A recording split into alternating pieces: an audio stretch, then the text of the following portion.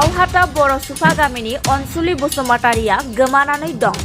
बाक्सा जिल्लानि सालबारि महकुमानि बेन्दोंआव थानाय आवहाटा बर' सुफा गामिनि बुहा बसुमतारिनि बिसि अनसुलि बसुमतारिया थांनाय 24 डिसेम्बर शुक्रबार खालि फुंबिलिनि 9:30 रिंगासोनिफ्राय गोमानानै दं। फिसाय बुहा बसुमतारिनि फोरमायनाय बायदिब्ला सोरबा गुबुन हौवाजों खारलांनायनि सन्देह। अनसुलि बसुमतारिया 12 बोसोर बैसोनि 6 थाखोआव फरायबाय थानाय सासे फिसाज्ला आरो 7 बोसोर बैसोनि 3 थाखोआव फरायबाय थानाय सासे फिसाजो सानै गथ'खौ गारनानै बहाबा दं।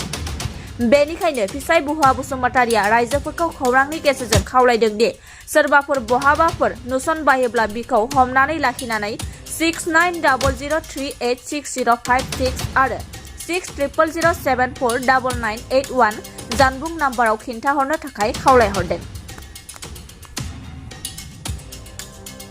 आं फुङावनो बाबुखौ जोंहा स्कुलाव दोनहैदोंमोन 6:30 6:30निफ्राय 7थानिफ्राय थारमाने एक्टिभ दं 8थाहालागै 8थानिफ्राय ओजाय 2टा बाजालागै क्लास दङ। ओमफ्राय आं रिटार्न बाबुखौ दोनना फैफिनबाय। फैफिननायनि उनाव आङो मथा मथि न'आव 8थासोनिफ्राय बाहेरायाव ओंखारलांदो माइ हानो।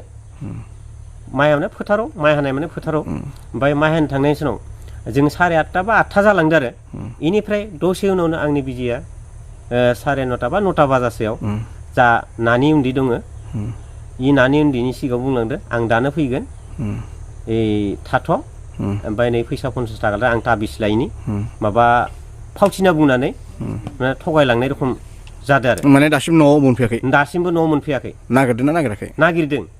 ओरैनो मा जायगायाव नागिरखो?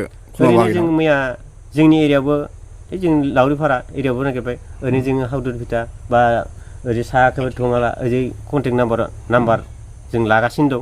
दासिमबो न'आव मोनफैयाखै आरो। आगे फिसे सोरजोंबा रायलायबाय थायोमोन इदि नुयोमोन नामा खोनायोमोन नामा? आगे फिसे थारमाने जों रायलायबाबो दा हमसना जानाय जों खामानि मावग्रा मानसि बा लामा दथ' गथ' दोननो उनाव अलप सलप रायलायनोबो हागौ। बेखौ खुलाखौ भाङाखौ बुंनाया मोजांसिन। ओरैनो साबेसे गथ' गथाय दं नोंहा? सानै हौवासा सासे हिनजावसा सासे। हौवासाया मा क्लासाव फरायो? हौवासाया क्लास 6 हिनजावसाया क्लास 3। ओरैनो मा खावलायगोन रायजो राजाफोरखौ बा बहाबा थानायफोरखौ मोनोब्ला नोंथाङा बे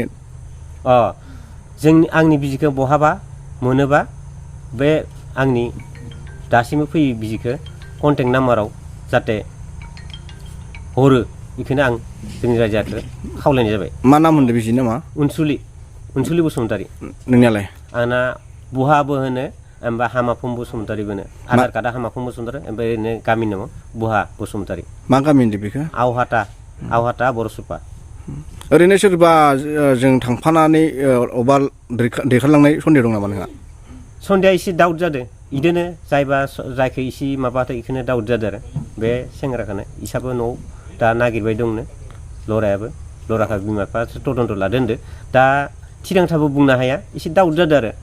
थांलाय फैलाय खालामोमोन नामा जानाव मलाबा ओरैनो दै लोंनोफोर मलाबा आं गैयि समाव फैनोबो हागौ खिन्थु आं नुनाय हिसाबै एसे रिलेसन गैयामोन आरो। फोथार राजाव फैरा जोंनि खाथियावनो माइ दैबो थानो हागौ ओरै फोथार राजा दं नालाय